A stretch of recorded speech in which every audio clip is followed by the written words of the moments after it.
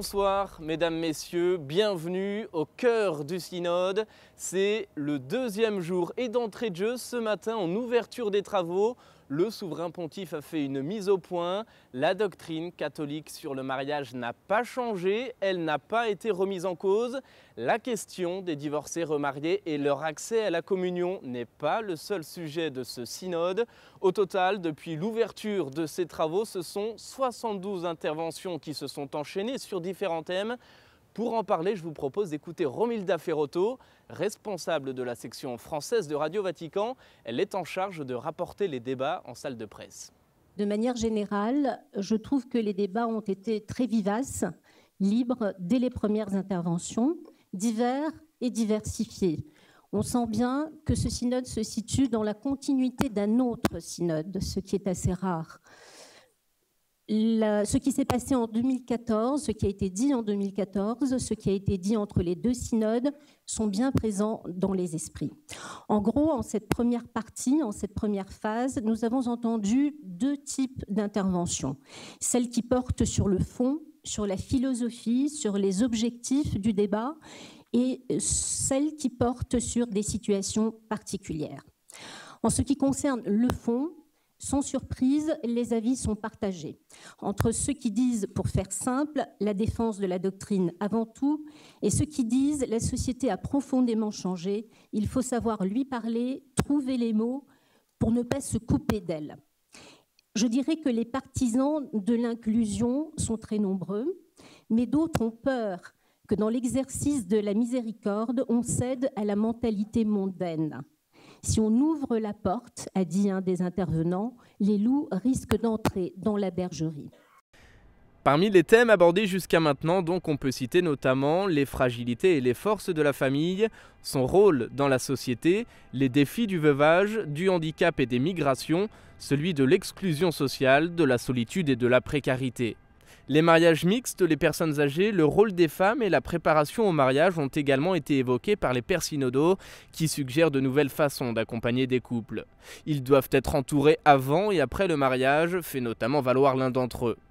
Un autre appelle à la prudence, soyez vigilants à ne pas quitter le terrain vivant de ces hommes, de ces femmes et de ces enfants au nom desquels nous avons été choisis et envoyés ici. La crise du mariage, selon certains, est liée à la crise de la foi. Vu notre fidélité, à nous, pasteurs et fidèles, a lancé un intervenant, il faudrait écouter la parole de Dieu. Il ne faut pas se conformer à ce monde, mais se laisser transformer en renouvelant notre manière de penser. L'Église propose la volonté de Dieu et non pas celle du monde. La famille, dit encore un participant, est le lieu originel de l'épanouissement de la personne humaine. C'est pourquoi il ne faut pas la détruire, mais au contraire la promouvoir. Il ne faut pas non plus, dit un autre, que les chrétiens marchandent leur identité humaine. En définitive, les thèmes rattachés à la famille sont nombreux et les problématiques peuvent être différentes d'un continent à l'autre. Monseigneur Bala Guilavogui évoque le principal défi qui touche la famille en Guinée équatoriale. Nous sommes confrontés à plusieurs défis, mais je parlerai personnellement du défi des mariages mixtes, c'est-à-dire le mariage avec d'autres confessions, comme les musulmans, parce que les musulmans sont en majorité chez nous. Et alors, on se rend compte que quand on fait ce mariage-là, bien souvent, il y a beaucoup de difficultés qui se soldent parfois par la séparation. Et alors, la partie catholique est vraiment en difficulté. Parce que chez les musulmans, comme vous le savez, il y a la possibilité d'être polygame et tout. Et tandis que du côté de la partie catholique, il n'y a pas de possibilité d'être polygame. Alors, ces défis-là se font sentir. Et deuxièmement, c'est au niveau de la préparation au mariage. Quand le mariage n'est pas bien préparé, alors très tôt, les difficultés se font sentir et parfois, même après avoir fait des enfants, il y a la séparation, il y a le divorce et là, cela crée beaucoup de problèmes. Dernière petite question, quelles sont vos premières impressions sur ce synode? Alors, mes impressions sont très bonnes parce que je vois que l'atmosphère est détendue et le pape a fait une mise au point ce matin en nous disant qu'il ne faut pas que ce synode soit seulement focalisé sur la question des divorcés mariés ou sur la communion à donner ou non aux divorcés. Et moi, je suis tout à fait d'accord avec le pape parce que les défis du mariage de la famille en général, sont bien plus nombreux et bien plus larges que cela. D'abord, c'est une joie d'être ici et de pouvoir vivre cette expérience unique où nous sommes ensemble pour réfléchir et trouver des voies pour accompagner les familles d'aujourd'hui à accueillir le message de Jésus-Christ et à être des témoins de l'amour et de la bonté de Dieu dans le monde d'aujourd'hui. De voir aussi la diversité des expériences d'Afrique, d'Asie, d'Europe et du Canada, bien sûr. Nous ne vivons pas toutes les mêmes affaires, mais nous voyons qu'il y a même des similitudes et qu'il y a une difficulté, de nombreuses difficultés auxquelles font face les familles d'aujourd'hui. Et c'est pourquoi nous devons les accompagner et rejoindre les familles là où elles sont, dans ce qu'elles vivent. Et non pas uniquement arriver avec nos normes et nos principes, mais surtout arriver avec, bien sûr, présentation de valeurs et d'idéaux, mais en tenant compte de cette réalité dans laquelle le monde d'aujourd'hui vit. Est-ce que, Monseigneur, vous diriez qu'aujourd'hui, les familles sont menacées plus qu'elles ne l'étaient avant? Je ne pense pas. Je crois qu'elles font face à d'autres difficultés. Nous vivons dans une société qui prône l'individualisme. Alors ça, c'est un défi. Comment faire en sorte que nous travaillons à bâtir des communautés de vie? Et toute la question aussi de la transmission de la vie.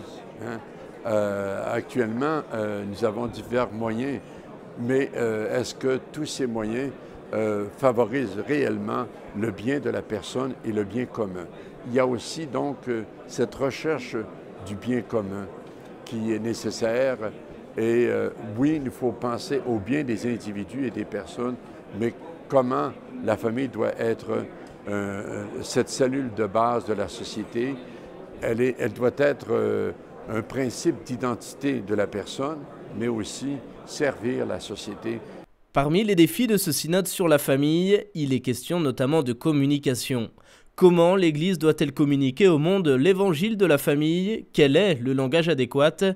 Monseigneur Durocher, archevêque de Gatineau au Canada, est revenu sur cette question ce matin en conférence de presse. Quand nous, on se lève et puis on commence à parler de l'indissolubilité, c'est un peu comme la transsubstantiation que j'ai appris à épeler quand j'étais petit enfant, mais que je ne comprenais pas. C'est un grand mot. Peut-être le mot que les gens comprennent, c'est fidélité. Non seulement c'est un mot qu'ils comprennent, mais c'est une qualité qu'ils recherchent dans la relation. La fidélité. Et l'exemple que l'évêque qui parlait de ce thème donnait, il était aumônier de prison. Il voyait chaque fin de semaine les femmes des prisonniers criminels qui venaient visiter leurs époux. Et jamais il ne manquait l'occasion de venir visiter leurs époux en prison. Il dit ça, ces gens-là ne parleront pas de l'indissolubilité. Ils ne vont pas savoir de quoi tu parles. Parle-leur de la fidélité. Ils vont te dire, mon père, je vais t'en apprendre sur la fidélité, moi. Et c'est dans ce sens-là que, quand on parle de langage nouveau, c'est de trouver le langage qui rejoint la culture actuelle. Ce n'est pas le synode qui va résoudre le problème, mais le synode pourra indiquer le chemin et inviter toutes les églises, toutes les conférences épiscopales, tous les évêques, tous les mouvements, tous les fidèles à s'engager dans ce travail-là.